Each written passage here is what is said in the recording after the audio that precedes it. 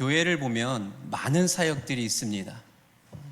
크게 보통 교회를 5가지의 사역으로 나누어 본다면 교육, 예배, 그리고 전도를 포함한 선교, 그리고 봉사, 그리고 친교, 교제 이렇게 나눌 수가 있는데, 만약에 이런 교회 사역 중에 교회 사역들이 다 없어지고 하나만 남는다면 무엇이 남겠습니까? 그것은 바로 예배입니다. 물론 교육도 중요하고 선교도 중요하고 구제, 여러 가지 봉사, 섬김, 친교 이런 것도 다 중요하지만 그 모든 것은 예배를 통해서 시작되어야 되고, 만약에 예배가 살아나지 못한다면 다른 사역들은 그냥 껍데기에 불과하다라고 저는 생각을 합니다.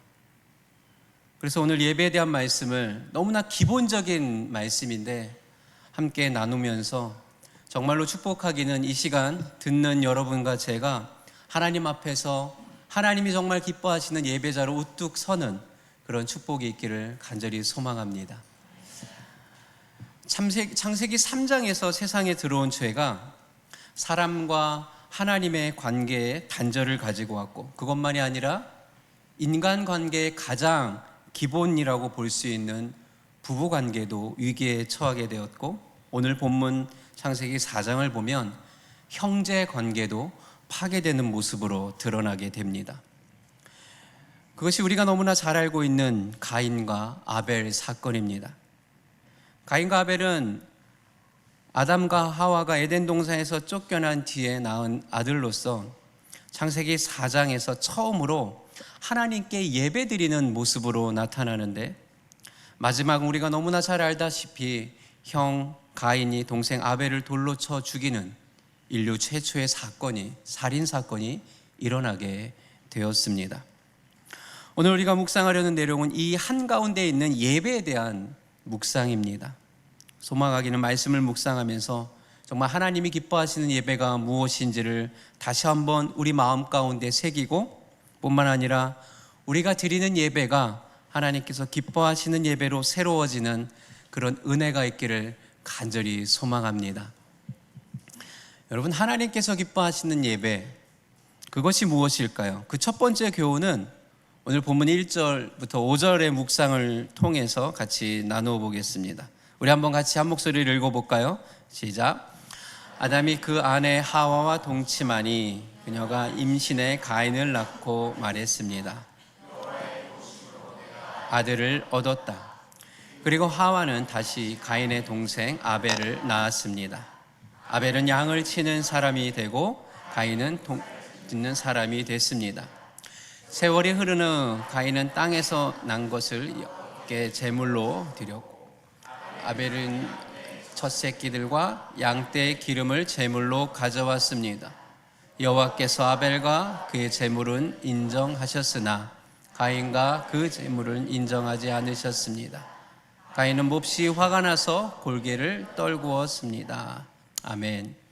하나님께서 기뻐하시는 예배, 그 첫 번째 교훈이 무엇일까요? 그것은 하나님은 우리의 가장 소중한 것으로 예배받기를 원하신다라는 것입니다.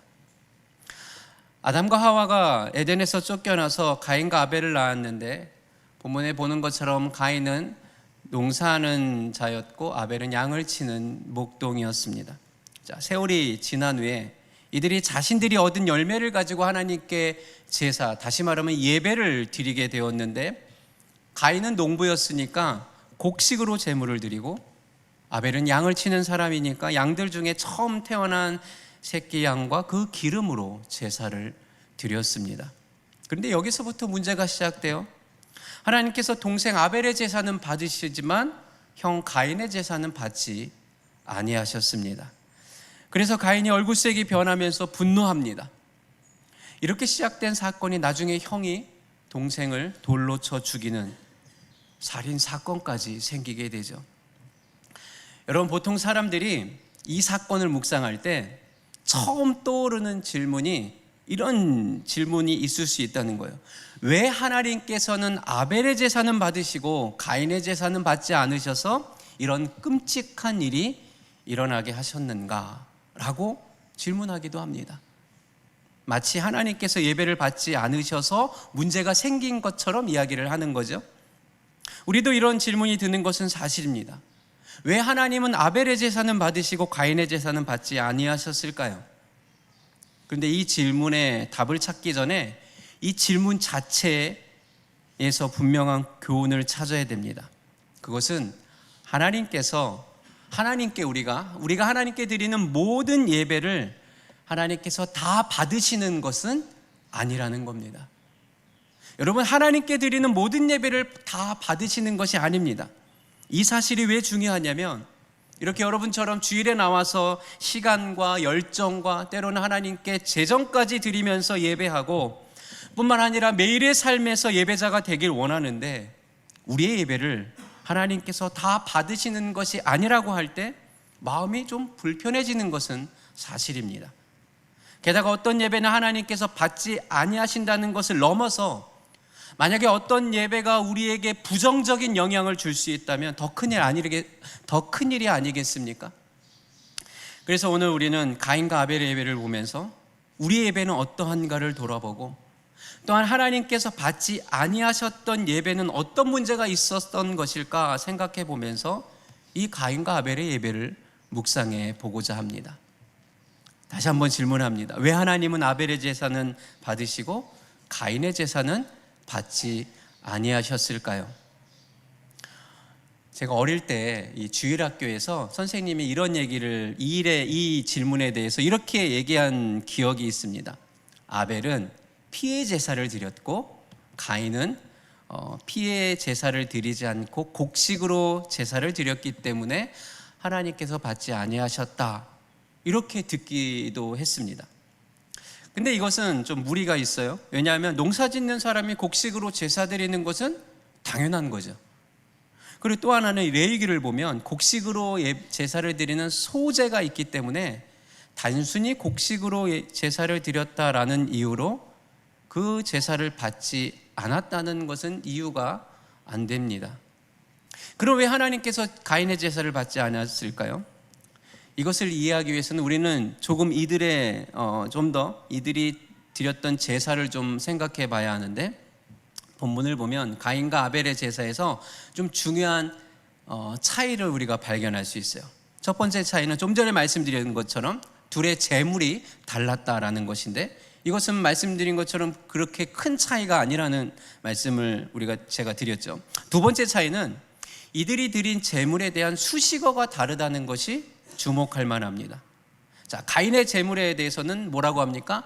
땅에서 난 것이라고 표현하고 있고, 아벨의 제물은 양떼의 첫 새끼들과 기름이라고 표현하면서 약간의 어떻게 좀 대비되는 것처럼 기록하고 있습니다. 자, 이 말씀을 묵상하면서 드는 느낌은 땅에서 난 것이라고 되어 있는 가인의 제물은 그냥 많은 것들 중에 하나라고 하는 느낌이라면, 이 양떼의 첫 새끼들과 기름이라는 이 아벨의 제물은 그 중에서도 가장 귀하고 소중한 것이라고 하는 것을 우리가 느낄 수가 있죠. 자, 아벨은 양을 기르면서 처음으로 받은 양의 첫 새끼를 하나님께 드린 겁니다. 여러분, 성경은요 곳곳에서 처음 난 것에 대한 의미를 부여합니다. 자, 출애굽기 13장 2절에 보면 이런 말씀이 있어요. 우리 같이 한번 읽어볼까요? 시작. 처음 난 것은 다 구별하여 두어라. 사람이든 짐승이든 이스라엘 자손 가운데 어미의 태를 열고 처음 낳은 것은 다 내 것이다. 아멘. 우리 한 구절 더 볼까요? 잠언 3장 9절 10절 말씀 한번 봅니다. 시작. 내 재물과 내 수확물의 첫 열매로 여호와를 공경하여라. 그러면 내 창고가 가득 차고 내 포도주 통에 새 포도주가 넘칠 것이다. 아멘. 자, 사람이든 짐승이든 처음 것은 다 내 것이다, 하나님 말씀하고 계세요. 또 처음 나온 열매로 여호와를 공경하라 라고 말씀합니다. 자, 처음 것에 대한 중요한 의미를 두고 있는데, 첫 번째 의미는 뭐냐면 처음 것은 특별하다는 거죠. 저희에게는 아들과 딸이 있습니다. 이 첫째 아들이 태어났을 때 다들 그렇듯이 특별하잖아요. 그래서 물론 뭐 한국에서 이제 첫 아이가 태어났는데 그런 것도 있지만, 한국에 보면 첫째는 100일 잔치해갖고 사진 찍지요. 또 돌잔치를 맞이하면서 사진관에 가서 사진을 찍고 액자로 이렇게 탁 집안에다가 걸어 놓잖아요. 근데 둘째 딸은 뭐 100일 사진이나 돌사진, 뭐 액자 이런 게 없어요. 그래서 저희 집에 보면 큰 액자에 이 아들의 돌사진, 가족 사진이 있고, 이 딸 사진은 이렇게 조그맣게 이렇게 프린트해서 옆에다 이렇게 붙여놨어요. 딸이 어릴 때 물어봐요. 자기 놈의 오빠 같은 이런 액자가 없냐고. 첫 아이 때와는 좀 다르다는 거죠. 물론 우리가 한국에 살았으면 해줬을 거야 라고 했지만, 이 마음이 느슨해진 것은 사실입니다. 이것이 처음 것만 소중하고 나머지 것은 소중하지 않다라는 뜻이 아니라 처음 것이 특별하다라고 하는 것이죠. 뿐만 아니라 두 번째 의미는 처음 것은 그 다음에 나오는 모든 것을 대표합니다. 하나님께서 처음 난 것은 내 것이다 라고 한 의미가, 두 번째, 셋째는 나와 관계없다라는 말이 아니라 처음 것은 그 뒤에 오는 모든 것들을 대표하는 것이라는 거죠. 자, 이렇게 처음 것은 소중하다라고 하는 의미를 가지고 다시 한번 가인과 아벨의 제물에 대한 말씀을 보면, 가인은 땅에서 난 것으로 하나님께 드렸고, 아벨은 처음 태어난 양과 그 기름으로 하나님께 드렸어요. 우리가 이 말씀을 통해서 배우는 첫 번째 교훈은 아주 분명합니다. 하나님은 우리의 가장 소중한 것을 받으시길 원하신다라는 것입니다. 하나님은 많은 것 중에 하나가 아니라 우리 인생의 가장 소중한 것이 드려지기를 원하십니다. 아멘입니다. 자, 이 말을 들으면 하나님은 가장 소중한 것을 달라고 하는데 그것이 무엇일까? 무슨 뜻일까? 라는 생각이 들지 모르겠어요. 제가 이 표현을 잠깐 이렇게도 바꾸어 보겠습니다. 하나님은 우리에게 가장 소중한 존재가 되고 싶어 하신다. 또 이렇게 표현해 볼 수 있어요. 하나님은 우리에게 하나님이시고 싶어 하신다. 그분 우리에게 참된 예배를 받게 합당하신 하나님이길 원하십니다. 어떠세요? 이런 말에 아멘 하실 수 있으시겠습니까? 결국 문제는 내가 지금 예배하고 있는 그 하나님이 누구신가? 라는 질문으로 돌아가게 되어 있죠. 하나님은 도대체 내게 어떤 분이신가? 만약 그분이 내 생명의 시작이고 내 기쁨의 시작이요 내 인생을 이끄시는 주님이심을 믿는다면 우리가 어떻게 반응해야 하겠습니까? 그런 요청은 사실 부담이 아니라 기쁨이요 말할 수 없는 자랑이 되지 않겠습니까? 한번 이런 생각을 해봅시다. 여러분이 어떤 사람을 바라볼 때 저 사람 참 대단하다, 저 사람과 내가 좀 대화를 해보고 싶다, 좀 같이 있고 싶다, 이렇게 생각이 드는 사람이 있는데 어느 날 그 사람이 와서 내가 당신의 인생에 들어가고 싶습니다, 내가 당신과 함께 있고 싶습니다, 당신 인생의 가장 소중한 사람이 되고 싶습니다 라고 한다면 여러분, 그때 여러분 마음이 불편해지겠어요? 아니면 마음이 설레고 떨리시겠습니까? 아마도 후자일 겁니다. 질문은 한 가지로 가게 되어 있어요. 하나님은 내게 누구신가? 그것이 결국 예배의 첫 번째 질문이 될 수밖에 없는 겁니다. 여러분에게 하나님은 누구십니까? 그 질문의 답으로부터 하나님이 말씀하시는 예배가 시작되는 겁니다. 마태복음 16장에 보면 우리가 너무나 잘 아는 말씀이 나오죠. 예수님께서 제자들에게 이렇게 질문합니다. 사람들이 나를 누구라 하느냐? 그때 제자들이 예수님에 대해서는 어떤 사람은 세례 요한이, 어떤 사람은 선지자라고 하고 어떤 사람은 엘리야라고 합니다.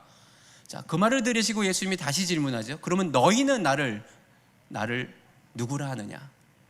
그러자 베드로가 아주 유명한 고백을 하죠. 주님은 그리스도시요 살아계신 하나님의 아들이십니다. 자, 이 대답을 듣고 예수님께서 바요나 시몬아, 네가 참으로 복이 있다. 이를 알게 하시는 이는 하늘에 계신 아버지시다. 너는 베드로다. 내가 이 반석 위에, 너의 그 신앙 고백 위에 내 교회를 세우리니 음부의 권세가 이기지 못할 것이다. 여러분, 이 베드로의 고백, 주는 그리스도시요 살아계신 하나님의 아들이십니다라고 하는 이 고백이 예배의 시작이 되는 것이고 교회의 시작이 되는 것입니다. 여러분 보십시오. 가인과 아벨의 예배에서 첫 번째 맞이하는 도전은 하나님은 나에게 누구신가 라는 도전입니다. 이 도전에 대해서 우리는 베드로처럼 주님은 그리스도시요 살아계신 하나님의 아들이십니다 라고 고백할 수 있다면 예배는 바로 거기서부터 시작이 되는 것입니다. 축복하기는 하나님께서 여러분의 삶의 중심이 되기를 축복합니다. 하나님께서 여러분의 삶의 반석이 되기를 축복합니다. 거기서부터 시작되는 거예요. 거기서부터 예배가 시작되고 삶이 시작되고 기도가 시작되고 교회도 시작되는 것입니다. 가인은 자기가 가진 것 중에 하나를 드렸어요. 그러나 아벨은 자기가 가진 것 중에 가장 소중하고 특별한 것을 드렸습니다. 하나님은 가인의 예배는 거절하시고 아벨의 예배는 받으셨어요. 이것이 창세기 4장 첫 번째 예배에서 첫 번째로 받는 메시지입니다. 나는 하나님께 어떤 고백으로 예배하고 있는가, 이것을 생각하여 정말로 여러분이 하나님께서 기뻐하시는 예배자로 나아가는 축복이 있기를 바랍니다. 자, 그렇다면 두 번째, 하나님께서 기뻐하신 예배는 어떤 예배일까요? 우리 본문 5절부터 7절을 우리 다시 보면서 한번 나누어 보겠습니다. 같이 읽어봅니다. 시작. 가인과 그의 재물은 인정하지 않으셨습니다. 가인은 화가 나서 고개를 떨구었습니다. 그러자 여호와께서 가인에게 말씀하셨습니다. 왜 화가 났느냐? 왜 고개를 떨구었느냐? 만약 내가 옳다면 어째서 얼굴을 들지 못하느냐? 그러나 내가 옳지 않다면 죄가 문 앞에 도사리고 있을 것이다. 죄가 너를 지배하려 하니 너는 죄를 다스려야 한다. 아멘. 두 번째, 하나님이 기뻐하신 예배는 또 어떤 예배일까요? 그것은 정말 가난한 마음과 겸손한 마음으로 드리는 예배입니다. 하나님께서 가인의 제사를 받지 아니하셨을 때 그의 얼굴색이 변하면서 화를 냅니다. 한번 질문해 볼게요. 왜 가인이 화가 났을까요? 왜 가인이 하나님이 예배를 안 보신다고 화가 났을까요? 혹시 가인은 자기가 드린 예배가 대단하다고 생각한 것은 아니었을까요? 그렇지 않았다면 그 예배가 거절당했다고 느꼈을 때 얼굴색이 변하면서까지 분노하지는 않았을 겁니다. 이런 가인의 모습을 보면서 저는 한 사람이 떠올랐어요. 그 한 사람은 누가복음 18장에서 예수님이 말씀하신 비유 중에 이 바리새인과 세리의 기도가 나오는데 그때 등장하는 바리새인이 생각이 났습니다. 자, 예수님이 비유로 바리새인과 세리의 기도에 대해서 말씀하셨어요. 그 둘이 성전에 올라가서 하나님 앞에 섰습니다. 마치 가인과 아벨이 하나님 앞에 선 것처럼 그 둘도 하나님 앞에 섰습니다. 그리고 바리새인이 이렇게 기도합니다. 하나님, 저는 다른 사람들, 다시 말해 사기꾼, 불의를 행하는 사람들, 간음한 사람들, 그리고 이 세리와 같지 않음에 정말 감사합니다. 저는 일주일에 2번씩 금식 기도를 하고 모든 수입의 11조를 하나님께 바칩니다. 그가 하는 말은 거짓말이 아니에요. 사실입니다. 그는 이렇게 살았던 거예요. 그러나 주님께서는 그의 기도하는 모습을 보시면서 그는 따로 서서 하나님께 기도했다, 이렇게 말씀하셨어요. 아마도 바리새인은 자기가 굉장히 자랑스러웠던 것 같습니다. 그 옆에 세리도 기도합니다. 그는 눈을 들어 하늘을 쳐다보지도 못하고 땅에 엎드려 가슴을 치고 기도합니다. 하나님, 저를 불쌍히 여기세요. 저는 죄인입니다. 지금 두 사람이 하나님 앞에 예배하고 있는 겁니다. 근데 주님이 말씀하시길 바리새인이 아니라 이 기도, 이 세리가 의롭다 하심을 받고 집으로 돌아갔다라고 말씀하세요. 다른 말로 하면 하나님은 바리새인의 예배는 거절했고 세리의 예배는 받으셨다라는 말씀이죠. 여러분, 만약에 바리새인이 예수님이 말씀하신 바리새인의 기도는 듣지 않을 것이다 라는 말을 직접 들었다면 어떻게 반응했을까요? 아마 그는 가인처럼 얼굴색이 변하면서 화를 냈을 겁니다. 실제로 가인은 아벨을 돌로 쳐 죽였지만 바리새인은 예수님을 십자가에 못 박아 죽였습니다. 여러분 보세요. 창세기 4장의 가인과 누가복음 18장의 바리새인이 가지고 있는 공통적인 신앙의 색깔이 무엇입니까? 그것은 자신들이 드린 예배가 대단히 훌륭하고 괜찮다라고 스스로 생각하고 있는 공통점을 가지고 있다는 거예요. 그래서 이들은 생각하기를 하나님은 내 예배를 당연히 받으시고 내 기도에 당연히 응답하셔야 된다라고 하는 공통점이 있습니다. 근데 하나님은 어떻게 하셨어요? 가인의 예배는 받지 않으시고 이렇게 말씀하시죠. 왜 네가 화를 내느냐? 왜 네가 얼굴색이 변하느냐? 마치 이런 말씀 같아요. 화를 내도 내가 내야지 왜 네가 내냐? 네가 좋은 마음으로 품고 있다면 왜 고개를 들지 못하느냐? 이렇게 말씀하시는 거죠. 여러분, 하나님께서 주시는 메시지는 아주 분명합니다. 하나님이 기뻐하시는 예배는 겸손한 마음, 가난한 마음으로 드리는 예배입니다. 이 가난한 마음은 무엇입니까? 내 것이 아무것도 없다는 마음이죠. 우리는 주님 앞에 예배하면서 우리가 가진 것으로 예배한다고 생각하거나 하나님께 뭔가 내가 드린다라는 생각을 가지고 있을 때가 많아요. 그런데 전혀 그렇지 않습니다.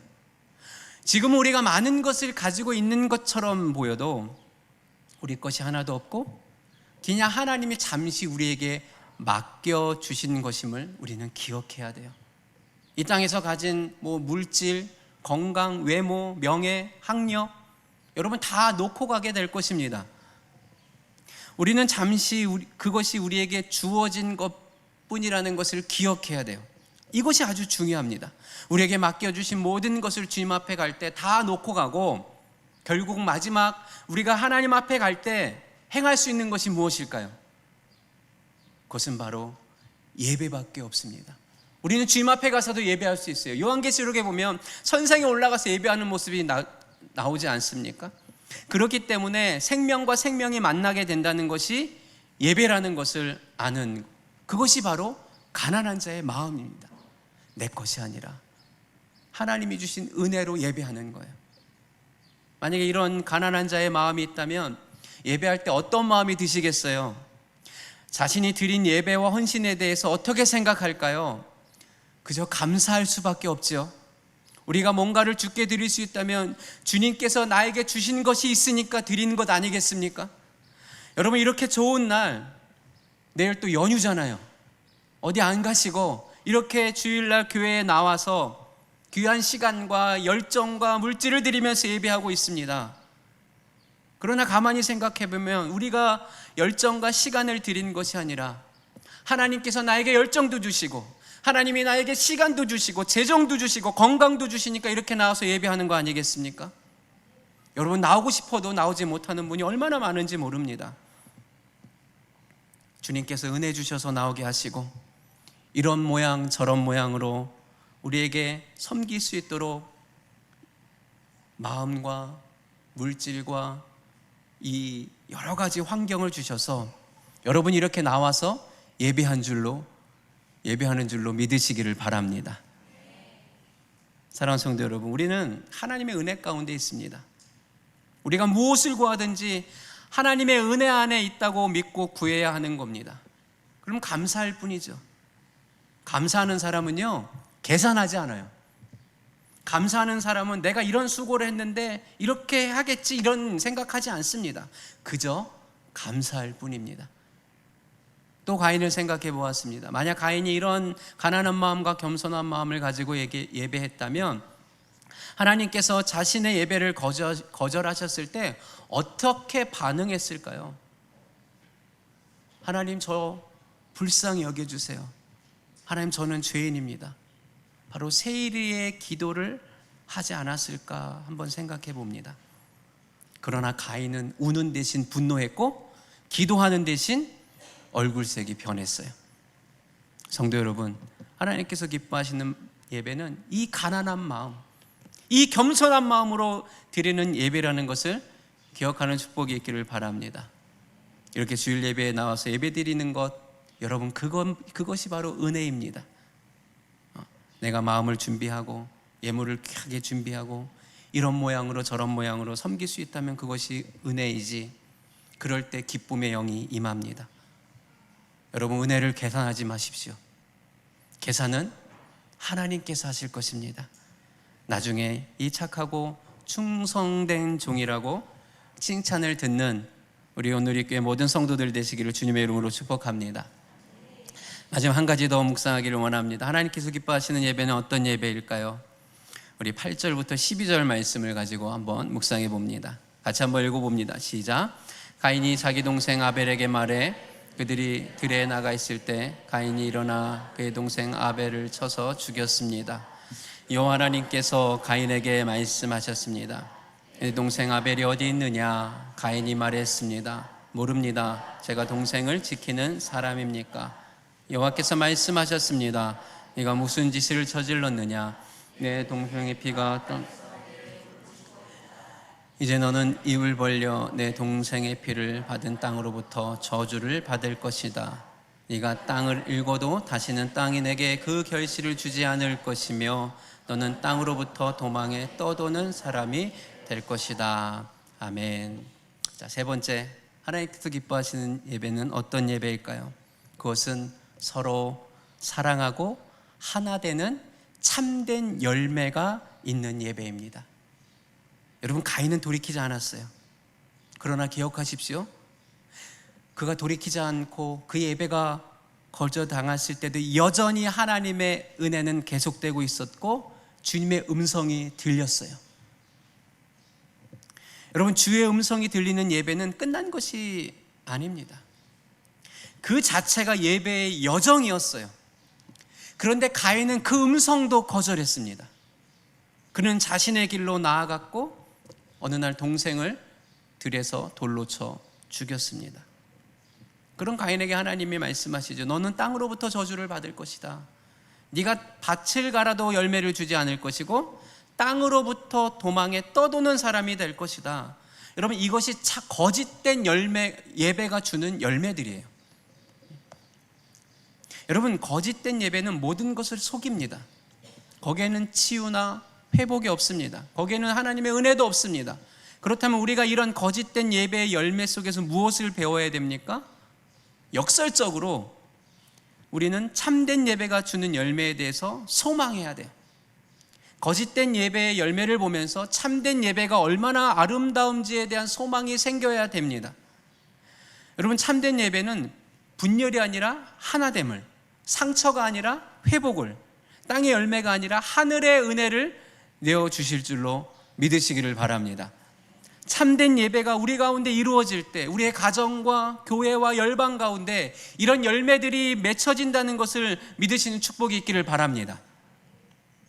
마태복음 5장에 보면 예수님께서 제물을 드리러 갔는데 말씀하시기를 한 사람이 제물을 드리러 갔는데 형제에게 원망 들을 일이 생각나거든 그 예물을 내려놓고 먼저 형제에게 가서 화목하고 와서 예물을 드려라, 이렇게 말씀하고 있죠.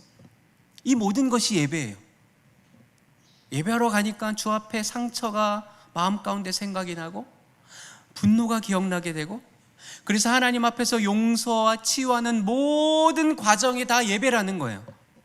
그것이 바로 예배의 열매입니다. 여러분, 우리가 주 앞에 예배하러 나올 때마다 이런 분노의 영이 떠나가는 은혜가 있기를 바랍니다. 도저히 용서할 수 없는 사람을 향해서 축복하는 마음이 생기기를 바랍니다. 밖에서는 분노가 임하지만 예배하러 와서는 주의 영이 임하며 그 사람을 위해서 기도할 수 있다면 여러분, 그것이 선한 예배의 열매가 아니겠습니까? 그러나 거짓된 예배는 그런 결실이 아니라 더 큰 분노를 가지게 되고 마침내는 사람을 죽이게 되는, 근데 우리가 사람을 실제로 죽이진 않잖아요. 그러나 우리는 어떤 일을 합니까? 우리의 언어로, 우리의 눈빛으로, 우리의 행동으로 사람을 죽이죠. 그런 거짓된 예배의 열매를 우리가 가질 수 있게 된다는 거예요. 거짓된 예배를 드릴 때. 그러나 우리는 주님 앞에 있는 사람들이요, 주님과 함께 있는 사람들입니다. 우리 가운데 회복과 치유와 용서와 하나됨과 하나님의 은혜가 우리 가운데 임하게 됨을 여러분 선포하고 그 마음을 품으시기를 바랍니다. 성도 여러분, 오늘 본문을 묵상하면서 어쩌면 인류 역사는 참된 예배자 아벨 그리고 거짓된 예배자 가인, 이 둘의 충돌이 아닐까 생각이 들었습니다. 우리는 어느 편에 서야 되겠습니까? 당연히 아벨 편에 서야 하겠죠. 그 아벨은 창세기 4장에서 가인에 의해서 죽임을 당했습니다. 그러나 진짜 죽은 사람은 아벨이 아니라 가인이죠. 하나님께서 가인에게 너는 땅으로부터 저주를 받을 것이고 떠도는 사람이 될 것이다. 여러분, 땅에서 떠돈다는 것은 죽은 사람입니다. 죽은 사람은 가인이에요. 그럼 아벨은 어떻습니까? 아벨은 죽고 끝났습니까? 아니죠. 아벨은 예수님의 예표입니다. 우리 주님께서 십자가에서 죽으시고 부활하심으로 말미암아 아벨의 삶을 오늘날 살아가는 우리에게 미리 보여주신 거예요. 아벨의 삶을 살아가는 자에게 부활의 영광이 임한다는 것을 여러분 믿으시기를 간절히 소망합니다. 그러므로 어찌하든지 참된 예배를 회복하여 주님 앞에 나아가기를 간절히 소망합니다. 사랑하는 오늘의 성도 여러분, 말씀을 마무리하면서 제가 한번 선포할 때 아멘으로 여러분 고백하시기를 바랍니다. 첫 번째, 하나님은 우리의 가장 소중한 분이십니다. 여러분, 이 고백으로 예배하십시오. 두 번째, 가난한 마음과 겸손한 마음으로 감사함을 가지고 하나님께 예배하시기를 바랍니다. 그 가난한 마음, 겸손한 마음이 여러분의 삶 가운데 가득 넘치기를 소망합니다. 세 번째, 예배의 선한 열매가 여러분의 것이 되기를 간절히 소망합니다. 용서의 역사가 있고 눈물의 역사가 있고 회복의 역사가 있는 선한 열매의 예배를 드리시는 성도님들 되시기를 바랍니다. 이러한 예배를 통해 하나님의 마음을 기쁘시게 해드리는 오늘 이 교회 모든 성도들 되시기를 주님의 이름으로 축복합니다.